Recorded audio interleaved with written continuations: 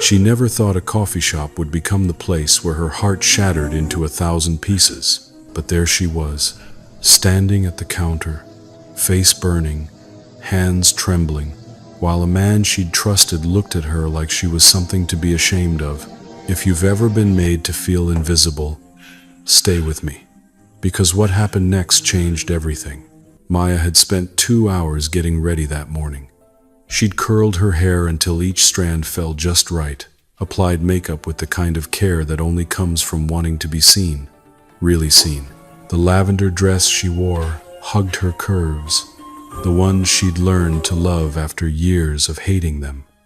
This was supposed to be the day, the first date, the man from the dating app who'd called her beautiful, who'd said all the right things for 3 weeks straight. His name was Derek, tall, clean-cut, with a smile that looked good in photos. They'd agreed to meet at Riverside Café, a cozy spot with exposed brick walls and the smell of fresh pastry drifting through the air like a promise. Maya arrived 5 minutes early. Her heart hammered against her ribs as she scanned the room, clutching her purse like a lifeline. And then she saw him. He was already there, sitting at a corner table, scrolling through his phone. She walked over, her smile bright and hopeful. "Derek?"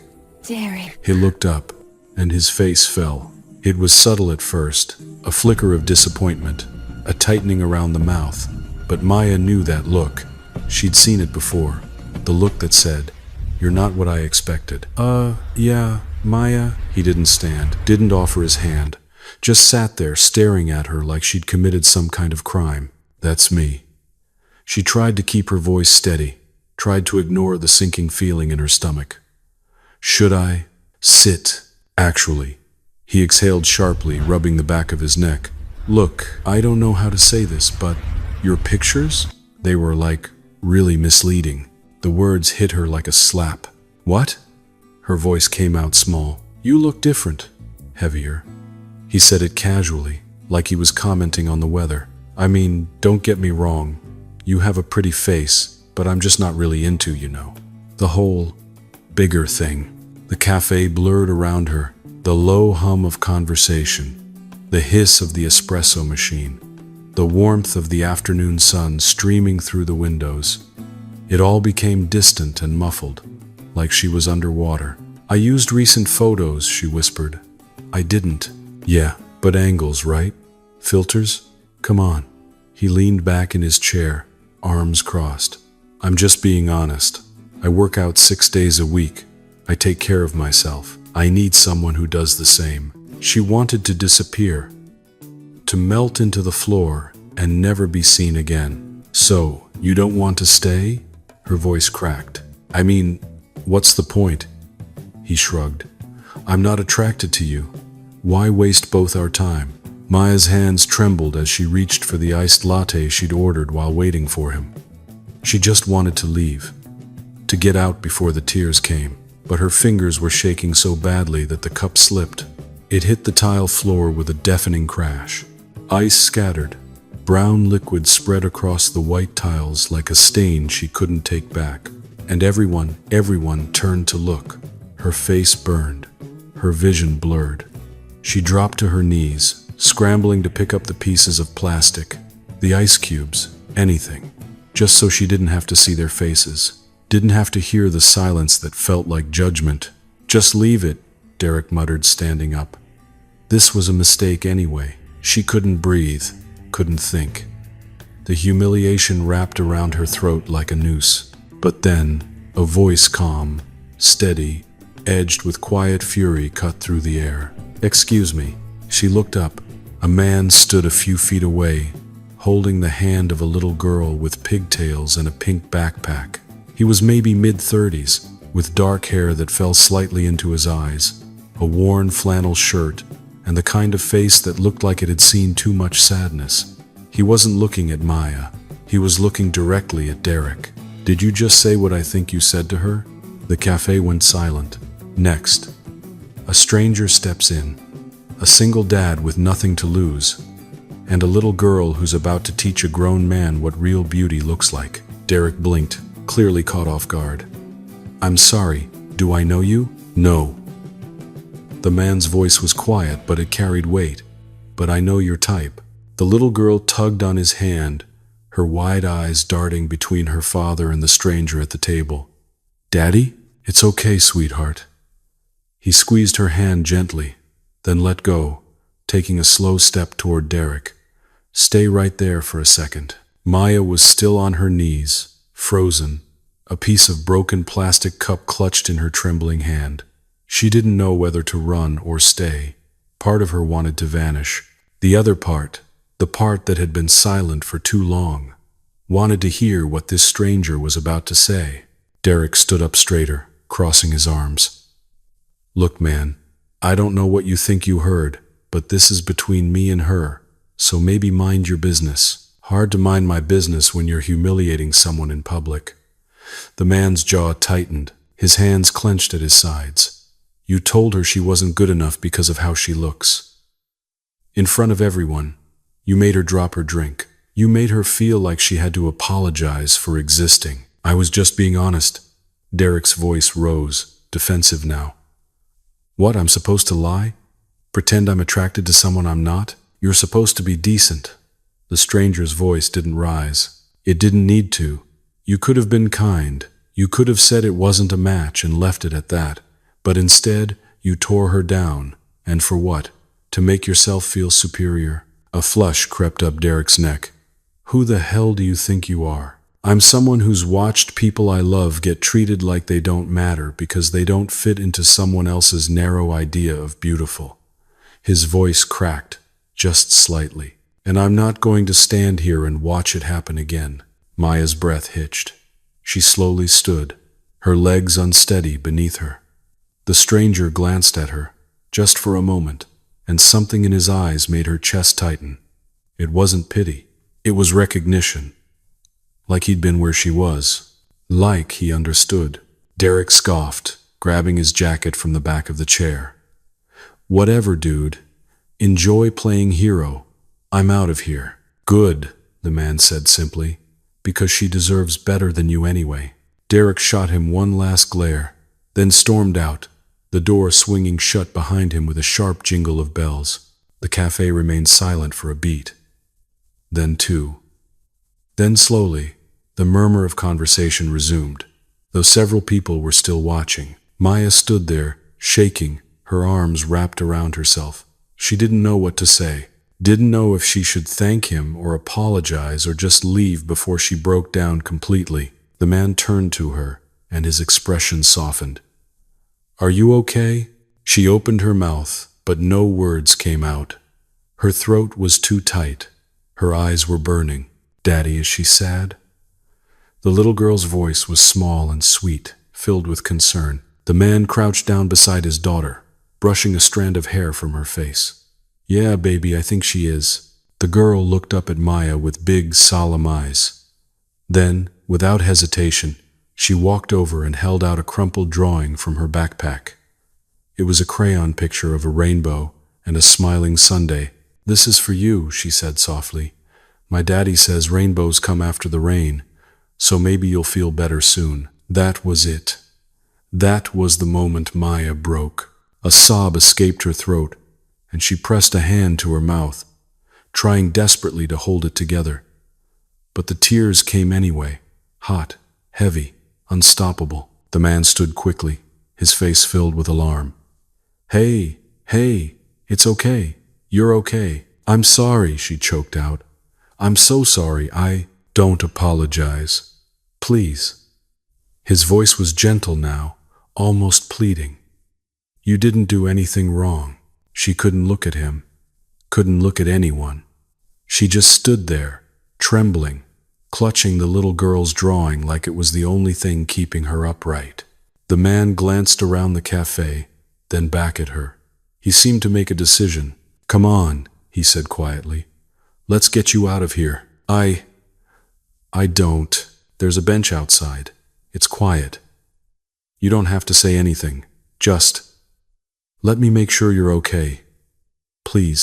She didn't know why she nodded, didn't know why she let this stranger guide her toward the door, his daughter's small hand slipping into hers as they walked. Maybe it was because he'd stood up for her when no one else had.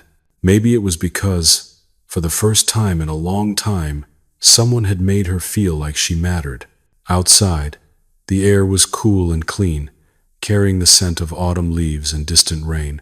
The bench was tucked beneath a maple tree, its branches swaying gently in the breeze. Maya sat down, and the little girl climbed up beside her, still holding her hand. The man stood nearby, hands in his pockets, watching her with quiet concern. "I'm Ethan, by the way," he said softly. "And this is Lily." Maya wiped her eyes, her voice barely a whisper. "Maya, it's nice to meet you, Maya." He paused. "I'm sorry that happened to you. You didn't deserve that." She looked down at the drawing in her lap, at the bright, hopeful colors. And for the first time since she'd walked into that café, she felt like maybe, just maybe, she could breathe again. They sat in silence for a while, the kind of silence that didn't demand anything, didn't push, just existed, soft and patient, like the falling leaves around them. Lily swung her legs back and forth, humming a tune Maya didn't recognize. The little girl's hand was still wrapped around hers, warm and small and impossibly trusting. Ethan leaned against the bench's armrest, his gaze distant, fixed on something far beyond the street. His jaw was tight, his shoulders tense like he was holding something heavy inside and didn't quite know where to put it down. Finally, Maya found her voice. "Why did you do that?" He blinked, turning to look at her.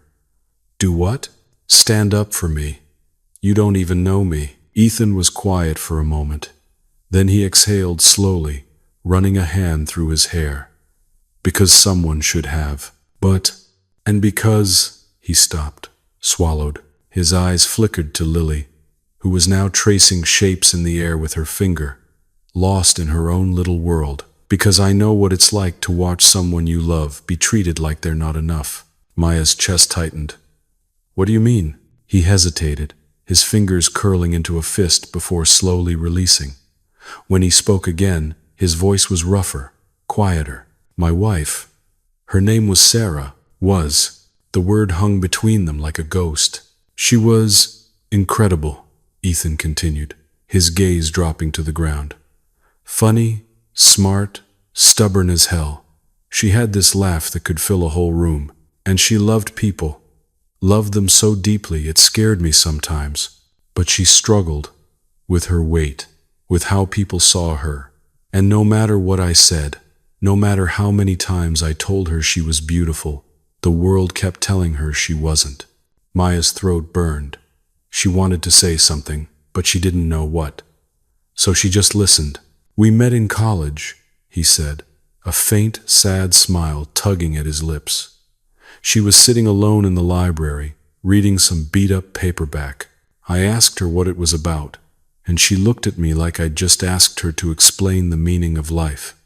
Turned out it was about the meaning of life, or at least her version of it. We talked for 3 hours. I missed 2 classes. Didn't care." Lily looked up at him, her expression softening. She'd heard this story before. Maya could tell by the way the little girl leaned into her father's side, her small hand resting on his knee. "We got married young, too young, probably, but I didn't care. I loved her." His voice cracked. "And then Lily came along, and Sarah, God, she was the best mom. The kind who made pancakes shaped like stars and read bedtime stories in different voices. The kind who believed in magic because she wanted Lily to believe in it too." He paused, his hands trembling slightly. Maya noticed. She wanted to reach out, to touch his arm, to offer some kind of comfort. But she stayed still, letting him speak. "But after Lily was born, things got harder. Sarah gained weight. Not a lot, but enough that people noticed, enough that strangers felt entitled to comment. Her own mother made little remarks. You should try that new diet. Have you thought about going to the gym? Like her worth was tied to a number on a scale. Maya's heart ached. She knew that feeling, knew it all too well. She started withdrawing, Ethan continued, his voice barely above a whisper now. Stopped going out, stopped seeing friends. I tried to help, but I didn't know how. I told her she was beautiful. I told her I loved her exactly as she was, but the voices in her head were louder than mine. He stopped, took a shaky breath, and then one night, she had a heart attack. She was 32 years old. Maya's hand flew to her mouth. Oh my God, they said it wasn't just the weight. It was stress, anxiety, depression, all of it compounding, all of it weighing her down in ways I couldn't see. His eyes glistened, but he didn't let the tears fall. She died in the hospital. I was holding her hand. Lily was asleep in the waiting room. The world felt impossibly small, impossibly cruel. I'm so sorry, Maya whispered, her own tears spilling over. I'm so sorry. Ethan nodded slowly, his jaw clenched. It's been 2 years, and I still wake up some days and forget she's gone. I still reach for her side of the bed. I still hear her laugh in rooms she's never been in. Lily climbed into his lap then, wrapping her small arms around his neck. He held her tightly, pressing a kiss to the top of her head. So when I saw that guy treating you like you didn't matter, Ethan's voice hardened. I couldn't stay quiet, because maybe if someone had stood up for Sarah, if someone had told her she was more than what people saw, maybe she'd still be here. Maya's chest shattered. She didn't know this man, didn't know his pain, his loss, his history. But in that moment, she felt it all, felt it like it was her own. She was lucky to have you, Maya said softly. I was lucky to have her. Ethan looked at Maya then, really looked at her. And that guy today, he's an idiot, because you're clearly someone worth knowing. Maya's breath caught. No one had said anything like that to her in so long. Thank you, she whispered, for saying that, for all of it. Ethan gave her a small, sad smile. You don't have to thank me for basic decency. They sat there for a while longer, the three of them, beneath the swaying branches of the maple tree. And for the first time that day, Maya didn't feel alone. She didn't feel broken. She felt seen. Are you hungry? The question caught Maya off guard. She looked up at Ethan, confused. What? I'm asking if you're hungry. He shifted Lily in his lap, glancing toward the café behind them. Because I'm guessing you didn't get to eat anything in there. And well, he hesitated, scratching the back of his neck. Lily and I were about to head home and make dinner. Nothing fancy, just spaghetti and garlic bread. But there's always too much. And, I don't know. You shouldn't have to go home after a day like this and be alone. Maya blinked. Her first instinct was to say no, to politely decline, to insist she was fine, to retreat back into the safety of her apartment where no one could see her fall apart. That's what she always did. That's what felt safe. But something stopped her. Maybe it was the way Lily was looking at her, those big, hopeful eyes that seemed to believe the best in everyone. Maybe it was the warmth in Ethan's voice, the kind that didn't expect anything in return. Or maybe it was just that, for once, she didn't want to be alone. She looked down at her hands, still clutching the crayon drawing. Are you sure? I don't want to intrude. You're not intruding. Ethan's voice was gentle but firm. I'm inviting you. There's a difference. Please come. Lily chimed in, bouncing slightly in her father's arms. Daddy makes the best spaghetti, and we have ice cream, chocolate. Maya felt a smile tug at her lips despite everything. Chocolate, huh? The good kind, Lily said seriously. With the little pieces in it. Ethan chuckled softly. She's not wrong. I may not be a chef, but I know my way around dessert. Maya hesitated for just a moment longer. Then she nodded. Okay, yeah, I'd like that. Relief flickered across Ethan's face, like he'd been half expecting her to refuse. Good. Come on. We live about 10 minutes from here. They walked through the quiet neighborhood streets as the afternoon sun dipped lower, casting everything in shades of amber and rose. Lily skipped ahead, occasionally turning back to make sure Maya was still following. Ethan walked beside her, his hands in his pockets, occasionally pointing out small details.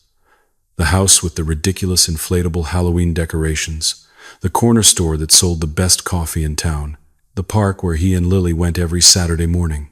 His voice was easy, comfortable, like they'd known each other longer than 20 minutes. "You didn't have to do this," Maya said quietly as they turned down a tree-lined street. "I know," Ethan glanced at her, "but I wanted to." "Why?" He thought about it for a moment. "Because I've been where you were today. Not exactly the same, but close enough. And I remember how it felt, like the whole world was looking at you and finding you lacking. And I remember wishing, just once, that someone would see me, really see me. Not the grief, not the struggle, just me." Maya's throat tightened. "And did anyone?" "A few people, eventually." He smiled faintly. "An old neighbor who brought casseroles every week for 6 months. A woman at Lily's daycare who let me cry in the parking lot when I couldn't hold it together anymore. Small kindnesses. They add up." They reached a small, 2-story house with a blue door and a garden that looked like it had been loved once but was now just holding on. Wind chimes hung from the porch, their soft music filling the air. "Home, sweet home," Ethan said, unlocking the door. Inside, the house was warm and lived in, toys scattered across the living room floor, drawings taped to the fridge, a worn couch with mismatched throw pillows. Photographs lined the mantel, some of Lily as a baby, some of Ethan and a woman with kind eyes and a radiant smile. "Sarah." Maya's chest ached, looking at her. "Make yourself comfortable," Ethan said, nodding toward the couch. "I'm just going to get started in the kitchen. Lily, can you show Maya where the bathroom is in case she needs it?" "This way." Lily grabbed Maya's hand and led her down a short hallway, pointing out every room with the enthusiasm of a tour guide. "That's my room. That's Daddy's room. That's the bathroom. And that's the closet where the monster used to live, but Daddy made him leave." Maya smiled despite herself. "Your dad fought a monster?" "Uh-huh. With a flashlight and a song. The monster didn't like the song, so he left. Smart monster." When they returned to the kitchen, Ethan had already started boiling water and was pulling ingredients from the fridge. He moved with the ease of someone who'd done this 1,000 times. Chopping garlic, heating olive oil, humming under his breath. "Can I help?" Maya asked. "You're a guest," Ethan said without looking up. "Guests don't work. I want to help." He paused, glancing at her. Then he smiled, a real smile this time, one that reached his eyes. "Okay, you can handle the garlic bread. Butter's in the fridge, garlic powder's in the cabinet above the stove." They worked side by side in comfortable silence, the kitchen filling with the smell of butter and herbs and simmering tomato sauce. Lily sat at the table, coloring in a workbook, occasionally narrating her artistic process. "This one's a dragon. He's nice, though. He only eats vegetables." Ethan caught Maya's eye and grinned. She grinned back. It was strange, she thought, how normal this felt. How easy. Like she'd been doing this for years. Like this was where she was supposed to be. When the food was ready, they sat together at the small kitchen table. Ethan served heaping portions of spaghetti, and Lily insisted on saying grace, a rambling, earnest prayer that included thanks for new friends and chocolate ice cream and Daddy's hugs. Maya's eyes stung. They ate slowly, talking about everything and nothing. Lily's favorite animals. Ethan's job as a freelance graphic designer. Maya's work at a bookstore, which made Lily's eyes go wide with wonder. "You work with books?" she gasped. "That's the best job ever." "I think so too," Maya said softly. As the evening stretched on, the weight that had been sitting on Maya's chest all day began to lift. Not completely, but enough. Enough to breathe. Enough to laugh. Enough to feel, for the first time in a long time, like maybe she wasn't as alone as she thought. The ice cream came out after dinner, just as promised. 3 bowls, one for Lily, piled high with chocolate chunks, one for Ethan, modest and practical, and one for Maya, somewhere in between. They moved to the living room, where Lily claimed her spot on the floor in front of the coffee table, carefully arranging her stuffed animals in a semicircle like they were joining the party. Maya sank into the corner of the couch, and Ethan sat on the other end, leaving a respectful distance between them.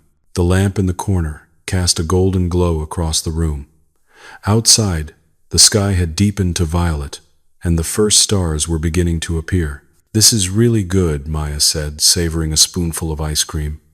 Lily wasn't exaggerating. "I told you," Lily said without looking up, too focused on making sure her teddy bear got an imaginary bite. Ethan smiled. "It's the one thing I can't mess up. Sarah used to joke that I could burn water, but somehow I always nailed dessert." There it was again, Sarah's name, spoken so naturally, like she was still part of the fabric of this home. And in a way, Maya realized, she was. She was in the photographs on the wall, in the way Ethan's eyes softened when he talked about her, in the love he poured into raising their daughter. "You must miss her terribly," Maya said quietly. Ethan's spoon paused halfway to his mouth. He set it down slowly, his gaze distant. "Every single day. But it's different now than it was at first. At first, it was this raw, open wound. I couldn't breathe without it hurting. Couldn't look at Lily without seeing Sarah in her face and just breaking." He glanced at his daughter, who was now making her stuffed rabbit talk to her elephant. "But time does something strange," he continued. "It doesn't heal, exactly. It just shifts. The pain becomes part of you. You learn to carry it. And some days are harder than others, but you keep going because you have to, because she'd want you to." Maya nodded slowly, her own ice cream melting in her bowl. "I can't imagine. Losing someone like that, I hope you never have to."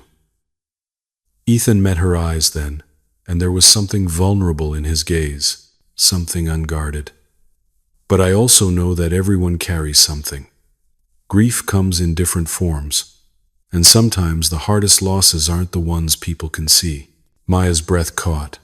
She looked down at her hands, at the bowl she was gripping too tightly. "You don't have to talk about it," Ethan added quickly. "I'm not trying to pry. I see it, whatever it is you're carrying, and I want you to know that it's okay. You don't have to pretend here."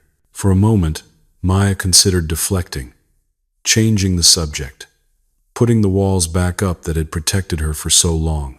But something about this house, this man, this strange and unexpected evening made her want to be honest.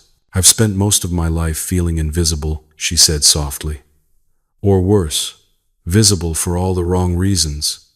People see my body before they see me, and I've tried so hard to be okay with that, to love myself anyway. But days like today," her voice cracked, "days like today remind me that no matter how much work I do on myself, there will always be someone ready to tear me down for not fitting their idea of acceptable." Ethan's jaw tightened. "That says everything about them and nothing about you. I know that. Logically, I know that." She wiped at her eyes, frustrated with herself for crying again. "But it doesn't stop it from hurting." "No," Ethan agreed quietly. "It doesn't." They sat in silence for a moment. Lily had curled up on the floor now, her head resting on a pillow, her eyes heavy with sleep. "I used to think Sarah was the strongest person I knew," Ethan said, his voice barely above a whisper. "And she was.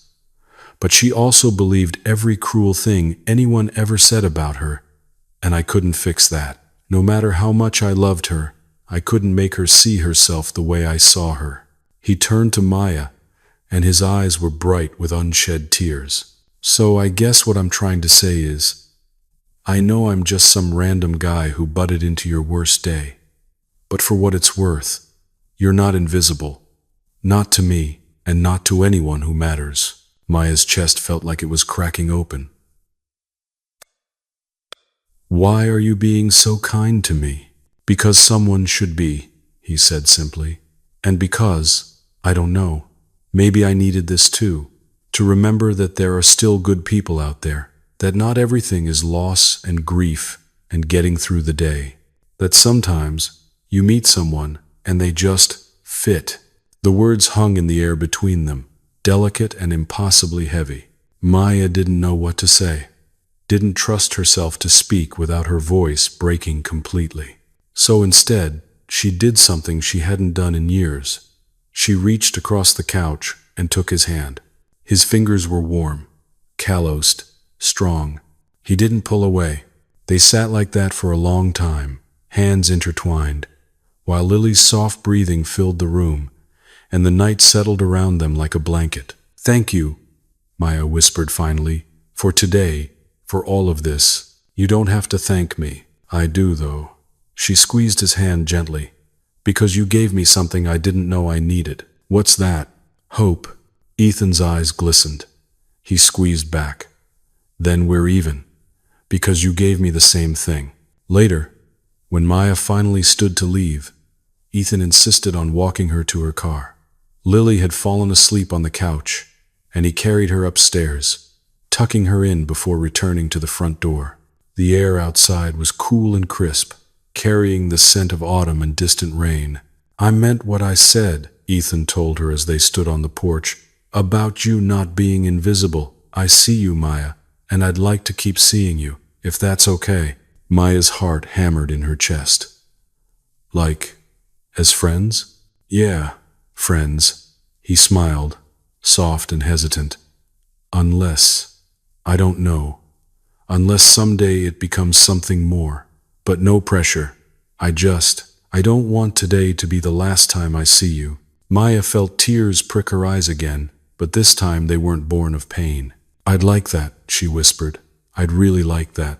Ethan handed her a small piece of paper with his phone number scrawled on it. "Text me when you get home safe?" "I will." She walked to her car, her heart lighter than it had been in months, and when she looked back, Ethan was still standing on the porch, watching her go. Not with pity, not with judgment, just with kindness. The text came through at 9:47 p.m. "Made it home. Thank you again for everything. Today could have destroyed me. Instead, it gave me you and Lily. I don't know how to process that yet, but I'm grateful." Ethan stared at his phone screen, reading the message 3 times. His thumb hovered over the keyboard. He wanted to say something meaningful, something that captured the strange, unexpected shift he'd felt in his chest when Maya had taken his hand on the couch. But in the end, he kept it simple. "I'm glad you're home safe, and I'm glad you came over. Lily's already asked if you can come back. She says you have a nice smile." Her words, not mine. Though, for the record, I agree. He hit send before he could second-guess himself. 3 dots appeared almost immediately. Then, "Tell Lily she made my entire week, and tell yourself the same thing." Ethan smiled in the darkness of his bedroom, his heart doing something it hadn't done in 2 years. It hoped. The days that followed fell into an unexpected rhythm. Text messages became a daily occurrence, sometimes deep and vulnerable, sometimes light and mundane. Maya would send him photos from the bookstore, snapshots of interesting covers or customer notes left in returned books. Ethan would reply with pictures of Lily's latest art projects or the disasters that happened when he attempted cooking anything beyond spaghetti. "Tried to make pancakes this morning," he texted one Saturday. "They look like abstract art. Lily says they're creative." "I think she's being diplomatic." Maya's response came with a laughing emoji. "I believe the culinary term is rustic. Is that what we're calling it? Better than ineatable." Fair point. After that first dinner, Ethan invited her over again, then again the following week. It became a Thursday tradition. Maya would arrive after her shift at the bookstore, usually bringing a book she thought Lily might like, and they'd cook together while Lily did homework at the kitchen table. The comfort between them grew like something organic, unforced. Maya learned that Ethan took his coffee black, but secretly loved the fancy-flavored creamers Lily picked out. Ethan discovered that Maya had a habit of humming while she chopped vegetables, usually old songs from the 90s that made her nostalgic. One evening, as they stood side by side making stir-fry, their hands brushed, reaching for the same spatula. They both froze. The contact lasted only a second, but it left Maya's skin tingling. "Sorry," they said simultaneously, then laughed. But Ethan's eyes lingered on hers a moment too long, and Maya felt her cheeks flush. Lily, oblivious to the tension, piped up from the table. "Maya, do you have a boyfriend?" Maya nearly dropped the cutting board. No, I don't." "Why not? You're pretty." "Lily," Ethan said gently, a warning in his voice. "What?" "She is." Lily looked between them with the blunt honesty only children possess. "Don't you think Maya's pretty, Daddy?" Ethan's neck turned red. He cleared his throat, focusing very intently on the vegetables in the pan. "Yes, I do." The words were quiet, but they settled in Maya's chest like a warm stone. She didn't know what to say, so she just smiled and changed the subject, asking Lily about her spelling test. But later, when Lily was in bed and Maya was getting ready to leave, Ethan walked her to the door like always. This time, though, he hesitated. About what Lily said. "It's okay," Maya interrupted quickly. "She's 7. She doesn't have a filter." "No, I know. But..." He rubbed the back of his neck, a gesture she'd learned meant he was nervous. "She wasn't wrong. You are beautiful, Maya. I hope you know that." Her breath caught. "Ethan, I'm not trying to make things weird," he added quickly. "I just wanted you to hear it, from someone who means it." Maya's eyes stung. She'd heard compliments before, empty ones, performative ones that came with expectations. But this felt different. This felt real. "Thank you," she whispered. He smiled softly. "Text me when you're home, always." But as the weeks stretched into a month, then 2, something began to shift. The ease between them remained, but underneath it, Maya felt a current of something deeper, something that terrified her. She was falling for him, and she had no idea if he felt the same way, or if she was just a project to him, another broken thing he was trying to fix because he couldn't fix Sarah. The thought crept in slowly at first, then consumed her. What if this was all just grief? What if she was simply filling a void?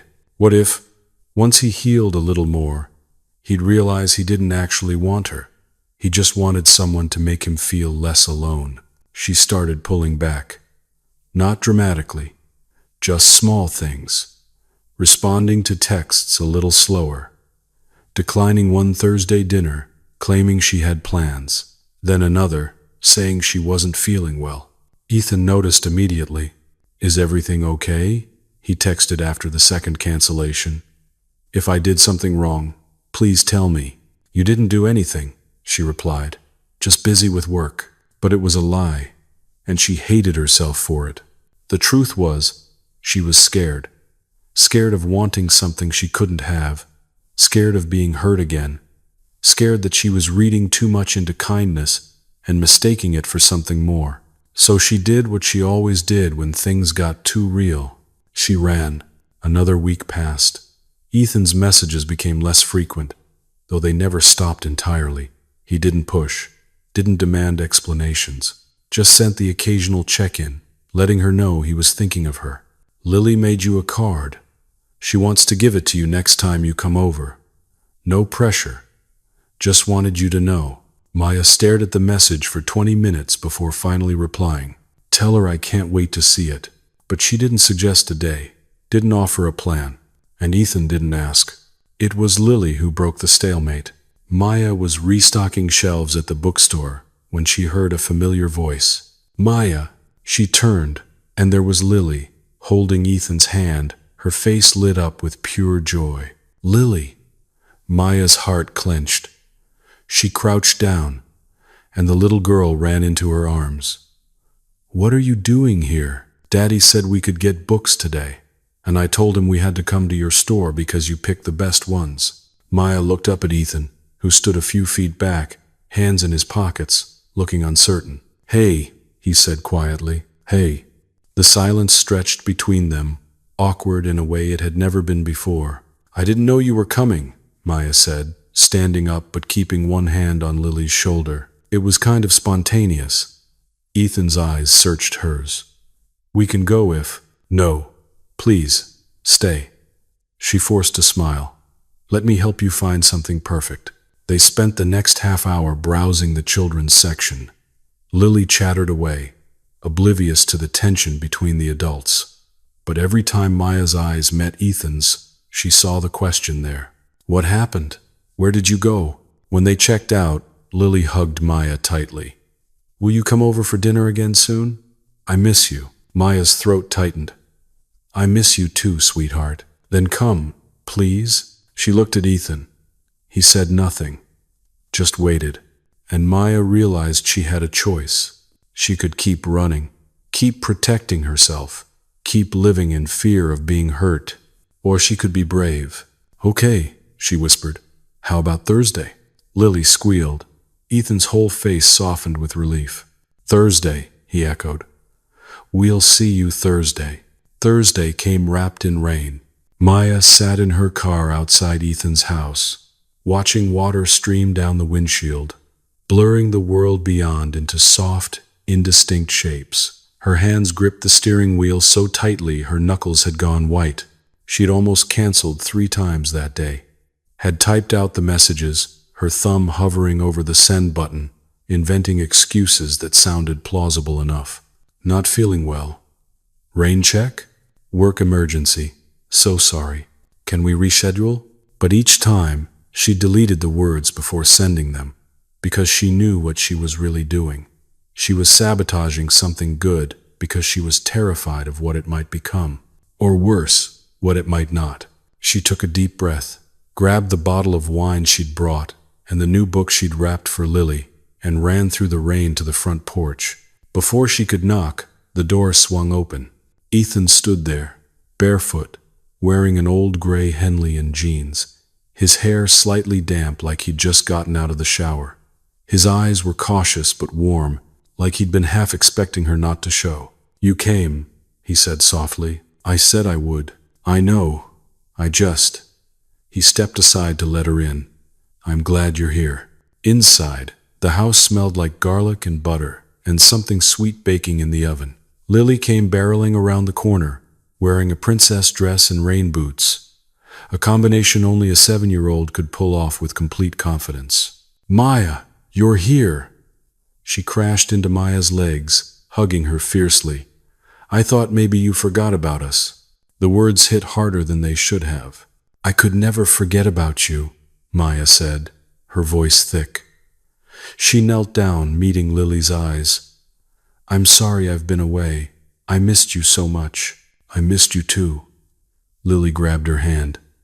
Come see what I made. It's a castle. Out of blocks. It has 17 towers. 17? That's very specific. It's a prime number, Lily said matter-of-factly. Prime numbers are special. Maya glanced up at Ethan, who shrugged with a proud smile. She's been watching a lot of educational YouTube. The evening unfolded with the familiar rhythm they'd built over the past months, but there was something different in the air. A weight, an awareness. Every time Maya's eyes met Ethan's across the kitchen, something unspoken passed between them. They made chicken parmesan together, Maya breading the cutlets while Ethan worked on the sauce, their movements synchronized like a dance they'd practiced 100 times. Lily sat at the table, working on a puzzle and narrating the drama between the puzzle pieces. This one doesn't think he fits anywhere, but really, he just hasn't found his spot yet, she explained seriously. Maya's throat tightened. She felt like that puzzle piece. Dinner was warm and comfortable, filled with Lily's stories about school and her friend Emma who could do a cartwheel, and her teacher who had a cat named Professor Whiskers. But underneath it all, Maya could feel Ethan watching her, not in a way that made her uncomfortable, in a way that made her feel seen. After dinner, as they cleared the plates, Ethan spoke quietly. Can we talk? After Lily goes to bed? Maya's heart jumped into her throat. Yeah, of course. The next hour felt like an eternity. They went through the bedtime routine, Lily's bath, pajamas, the book Maya had brought a story about a dragon who was afraid of flying, and finally, tucked under her covers with her army of stuffed animals. Maya? Lily's voice was sleepy. Will you come back again? Like for real this time? Maya smoothed the hair back from her forehead. I promise. Do you pinky promise? Maya held out her pinky, and Lily hooked hers around it. I pinky promise. Good. Because Daddy's happier when you're here. I can tell. Maya's breath caught. She glanced at Ethan, who was standing in the doorway, his expression unreadable. Good night, baby girl, he said, coming over to kiss Lily's forehead. Sweet dreams. Night, Daddy. Night, Maya. They left the door cracked and made their way back downstairs. The rain had picked up, drumming against the windows in a steady rhythm. Ethan poured 2 glasses of wine and led Maya to the back porch, which was covered and dry but open to the sound and smell of the storm. They sat in the cushioned chairs, the darkness softened by a single yellow porch light. For a long moment, neither of them spoke. Finally, Ethan broke the silence. I need to know what happened. His voice was gentle but firm. One day we were good, better than good. And then you just disappeared. And I've been trying to give you space, trying not to push, but Maya, he turned to look at her. I can't keep pretending I don't notice. Talk to me, please. Maya stared at her wine glass, watching the liquid catch the light. I got scared. Of what? Of this. She gestured between them. Of you. Of what I'm feeling. Ethan leaned forward, his elbows on his knees. And what are you feeling? Her hands trembled. Too much. Way too much for someone you met 2 months ago because you felt sorry for me. Is that what you think this is? His voice was almost pained. That I feel sorry for you? Don't you? She finally looked at him, her eyes burning. I was a mess that day, Ethan. Broken and humiliated. And you swooped in like some kind of hero and saved me. And ever since then, I keep wondering, am I just another broken thing you're trying to fix because you couldn't fix Sarah? The words hung in the air like shrapnel. Ethan's jaw clenched. He set down his wine glass and stood up, pacing to the edge of the porch. For a moment, Maya thought she'd gone too far, that she'd ruined everything. But when he turned back, his eyes were fierce. You want to know the truth? His voice was rough. Yes, seeing you that day reminded me of Sarah. It reminded me of all the times I stood by and watched her hurt and didn't know how to help. So yeah, maybe that's why I stepped in. But Maya, he crossed back to her, kneeling in front of her chair so they were eye level. What I feel for you now has nothing to do with her, nothing to do with fixing anyone. You're not broken. You never were. Then what is this? She whispered. What am I to you? He took a shaky breath.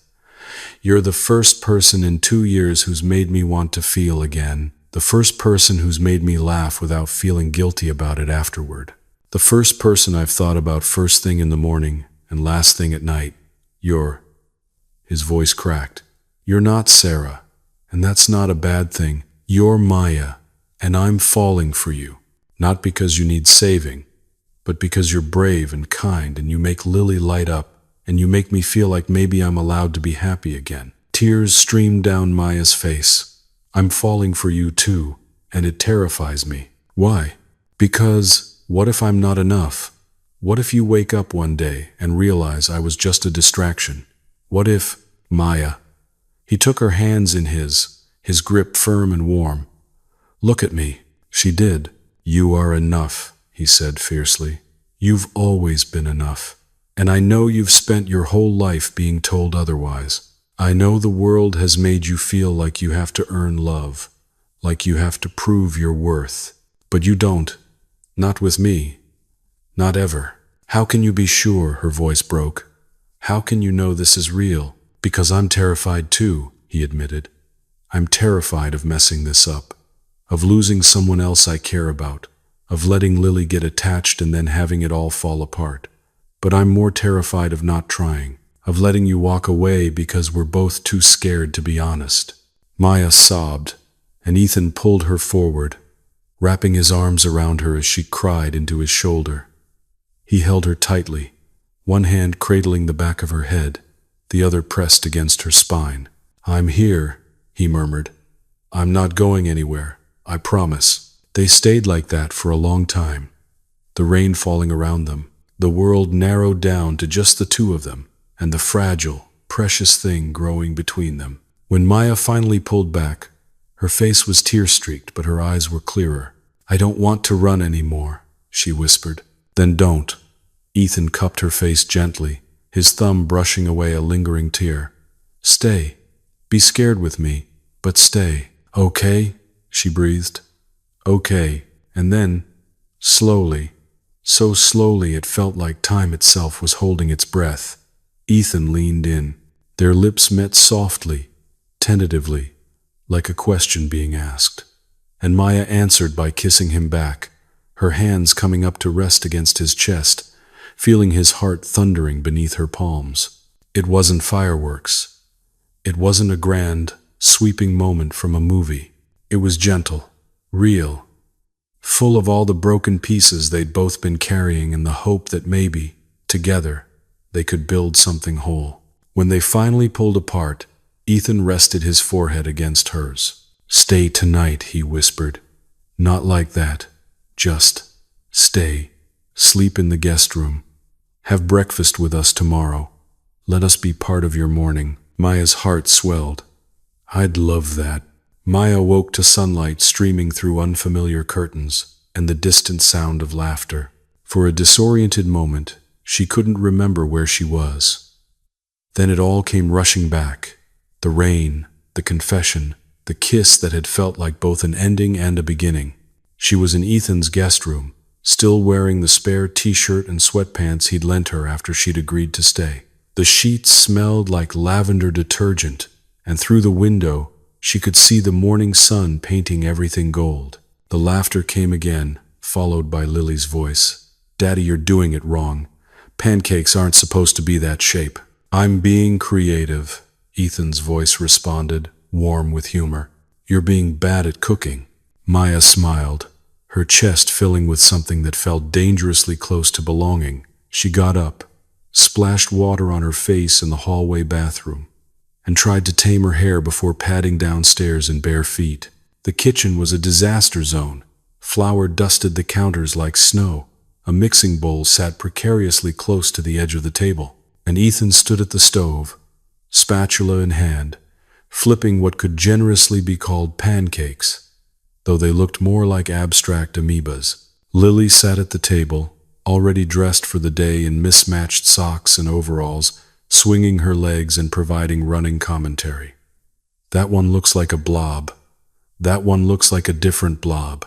That one might be a dinosaur if you squint really hard." "Good morning," Maya said softly. Both of them turned. Lily's face lit up like Christmas morning. "Maya, you stayed. Daddy said you might, but I wasn't sure, and you're here." She scrambled down from her chair and ran over, wrapping her arms around Maya's waist. Maya hugged her back, her throat tight with emotion.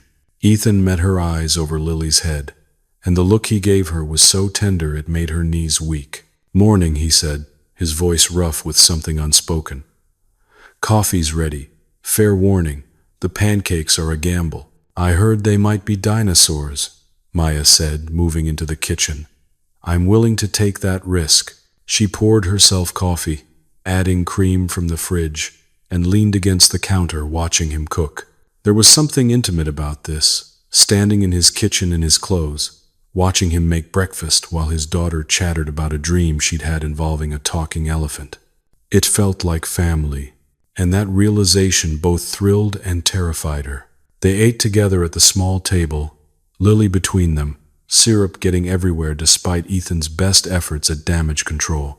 The pancakes were actually pretty good, a little crispy on the edges, fluffy in the middle, nothing like the disasters he'd texted her about before. "These are better than your first attempts," Maya observed. "I've been practicing," Ethan admitted. "YouTube tutorials." Lily's been a very patient critic. "I told him he needed to stop being scared of the pan," Lily said sagely. "Fear makes bad pancakes." Maya nearly choked on her coffee. Ethan's eyes crinkled with amusement. "She's not wrong," he said. "Fear makes a lot of things worse." The words carried weight. Maya knew he wasn't just talking about pancakes. After breakfast, Lily insisted on showing Maya her room. An explosion of color and creativity with drawings taped to every available surface, a bookshelf overflowing with stories, and an elaborate castle made of blocks taking up half the floor. "This is the 17-tower castle," Lily explained, carefully stepping around it. "Each tower has a princess. Well, some have princes, and one has a scientist because princesses can be scientists too." "Absolutely they can," Maya agreed, sitting cross-legged on the floor beside her. Lily was quiet for a moment, rearranging tiny plastic figures. Then, without looking up, she asked, "Do you like my daddy?" Maya's heart skipped. "Yes, I do. Very much. Like the way Emma's mom likes her new boyfriend?" Maya chose her words carefully. "I think so. Is that okay with you?" Lily finally looked up, her expression serious beyond her years. "My mommy died." "I know, sweetheart, and I don't remember her that much anymore. I have pictures and Daddy tells me stories, but..." She traced a pattern on the carpet. "Sometimes I feel bad because I can't remember her voice, and I think maybe that makes me a bad daughter." Maya's chest cracked open. She reached out, gently touching Lily's hand. "That doesn't make you a bad daughter at all. You were so little when she passed, and memory is a tricky thing, but your mommy loved you so much. Your daddy's told you that, right?" Lily nodded, her eyes shining.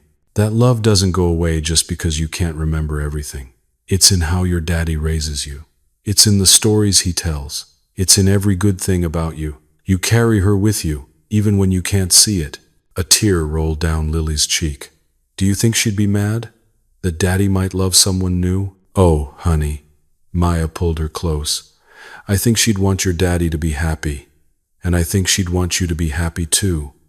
Love isn't something that runs out. Your daddy loving someone new doesn't mean he loves your mommy any less. Hearts are big like that." Lily sniffled against her shoulder. "Do you think, if Daddy loves you, you could maybe love me too? Not like a replacement mom, just like someone who's here." Maya's tears spilled over. "Lily, I already love you. So much." They sat there on the floor, holding each other, while sunlight streamed through the window and toy princesses stood guard around them. When they finally emerged from the room, Ethan was waiting in the hallway. One look at their tear-stained faces, and his expression filled with concern. "What happened? Is everything okay?" "Everything's perfect," Lily announced, wiping her eyes.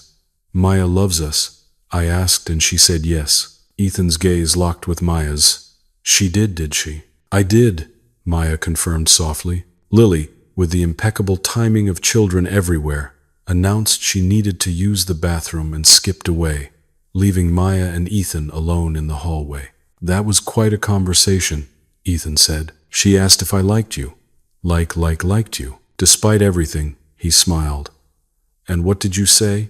"That I thought so." Maya stepped closer to him. "She also asked if I could love her too, and I told her the truth." "Which is?" "That I already do." Maya's voice trembled.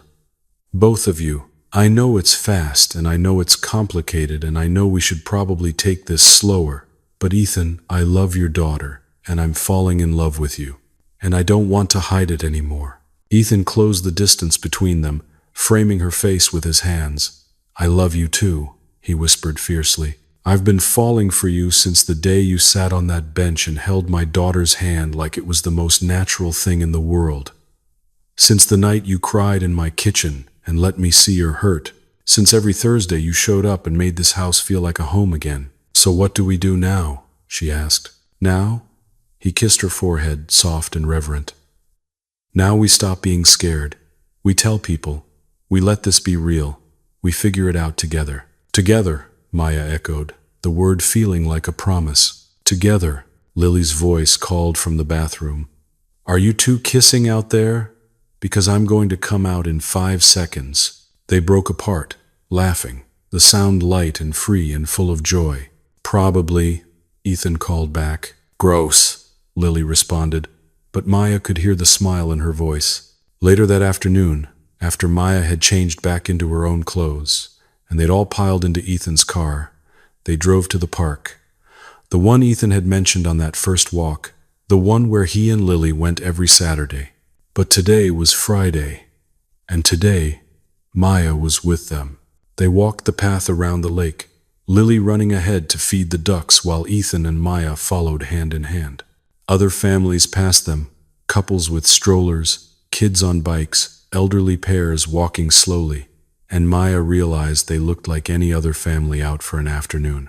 And maybe that's what they were becoming. "I want to introduce you to people," Ethan said suddenly. "My parents. My friends.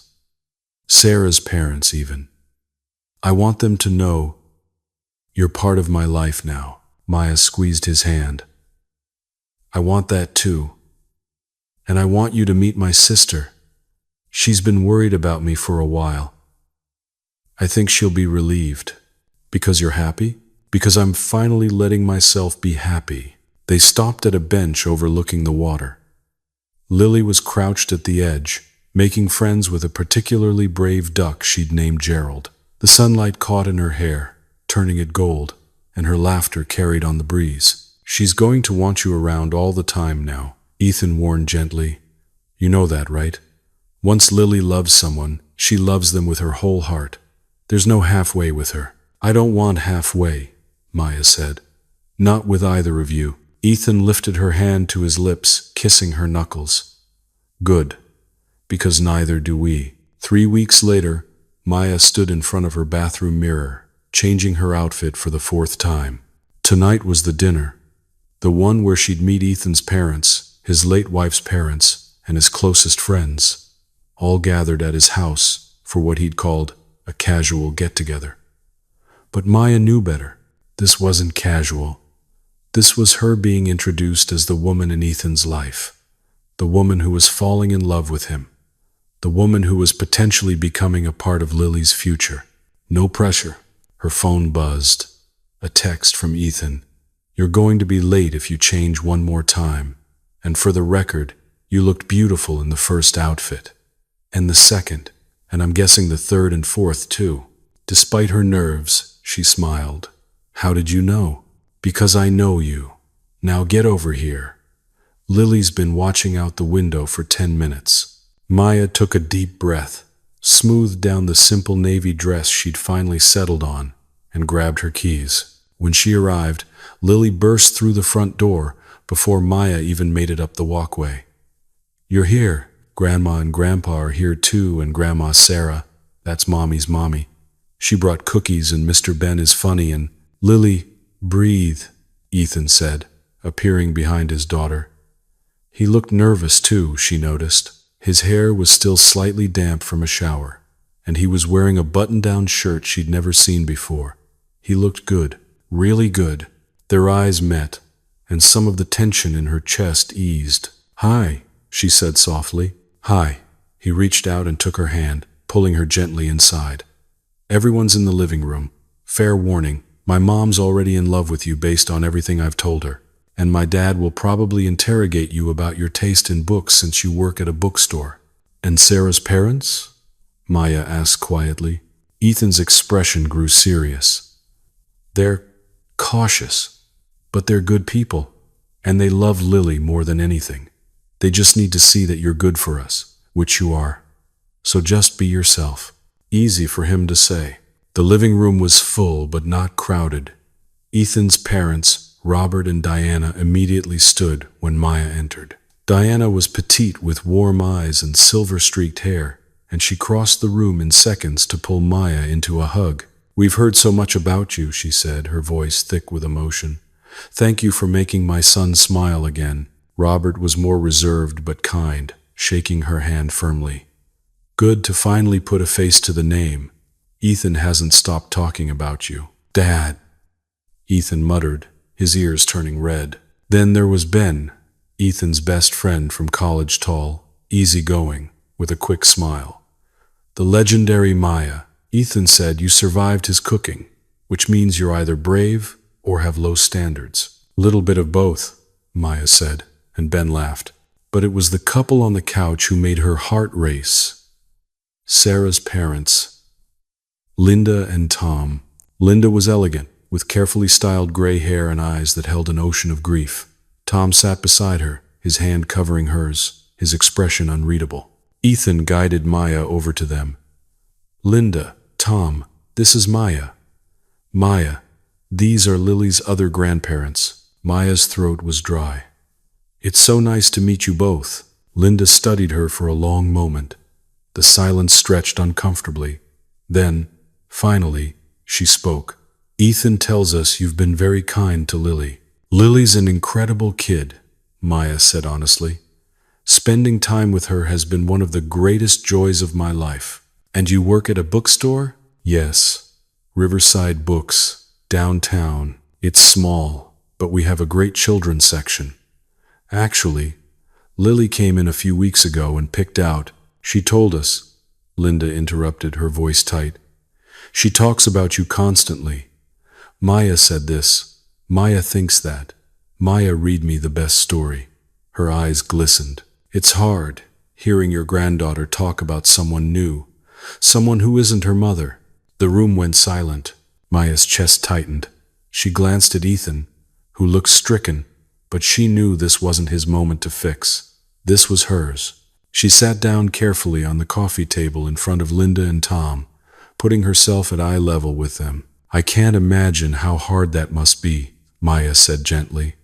"And I want you to know, I'm not trying to replace Sarah. I couldn't even if I wanted to. From everything Ethan and Lily have told me, she was extraordinary. And I know Lily carries her mother with her every day, even in the things she doesn't remember. That will never change." Linda's composure cracked slightly.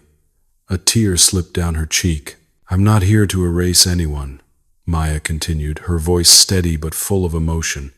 "I'm just here to love them, to be present, to show up. And if I'm lucky enough to be part of Lily's life moving forward, I promise you, I will make sure she knows about her mother. I'll make sure she understands how loved she was, how loved she still is." Tom cleared his throat, his own eyes wet. That's all we want. For Lily to remember, to know where she came from." "She will," Maya promised. "I'll make sure of it." Linda reached out suddenly, taking Maya's hand. Her grip was tight, almost desperate. "She talked about him, you know, Sarah, before she died. Made me promise that if Ethan ever found someone new, I wouldn't make it hard for him, that I'd let him be happy." She sobbed once, quickly covering her mouth. "But God, it's so hard. Seeing him move on feels like losing her all over again."